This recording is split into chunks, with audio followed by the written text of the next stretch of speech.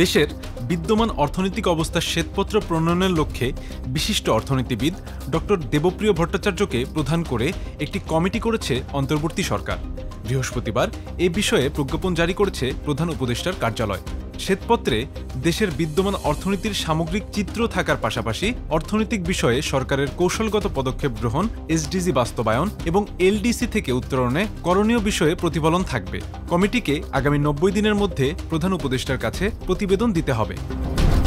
অন্তর্বর্তী সরকারকে যত দ্রুত সম্ভব সংস্কার ও নির্বাচন প্রসঙ্গে রাজনৈতিক দলগুলোর সঙ্গে সংলাপের তাগিদ দিয়েছে বিএনপি।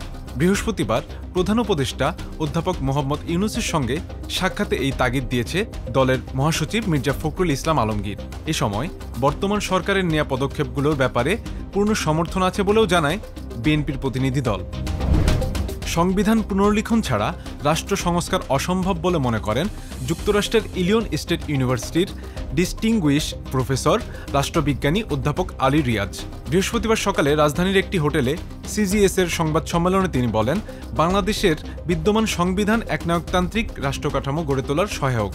ফলে এর কিছু ধারা সংশোধন করেও এর থেকে পরিত্রাণ পাওয়া সম্ভব নয়। এজন্য সংবিধান নতুন করে লিখতে হবে। আর সেজন্য অন্তর্বর্তী সরকারের উচিত হবে গণপরিষদ নির্বাচন দেয়া। গণপরিষদ নতুন করে সংবিধান তৈরির পরে সেই সংবিধানের আলোকে হবে পরবর্তী জাতীয় সরকার নির্বাচন। সংবিধান কি করে পুনর্লিখন করা যায়? পুনর্লিখন বলছি এই কারণে যে এই সংবিধান সংশোধনের উপায় সীমিত। কারণ 1/3 অফ দ্য কনস্টিটিউশনকে বেসিক স্ট্রাকচারে ইনক্লুড করার কারণে আপনি একটা সংবিধানের 1/3 হাতি দিতে পারবেন। এবং 1/3 মানে কি? এর মধ্যে এমন সব বিষয় আছে যেগুলো আপনি না সরালে আসলে কোনো অবস্থাতেই কিছু করতে পারবেন না। এখন পুনর্লিখনের পথ পদ্ধতি কি? কনস্টিটিউয়েন্ট অ্যাসেম্বলি বলছেন আপনি।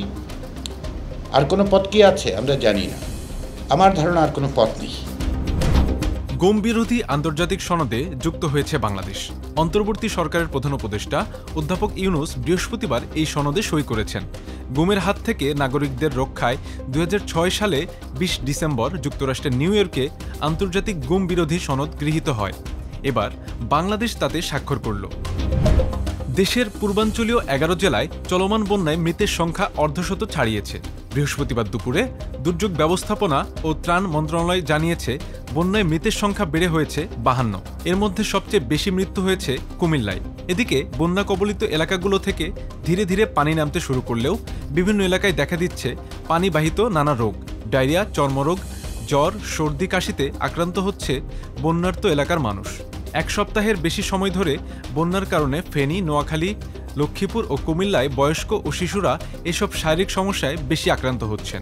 বন্যা কবলিত এলাকায় চিকিৎসা সেবা দিচ্ছে 595টি মেডিকেল টিম।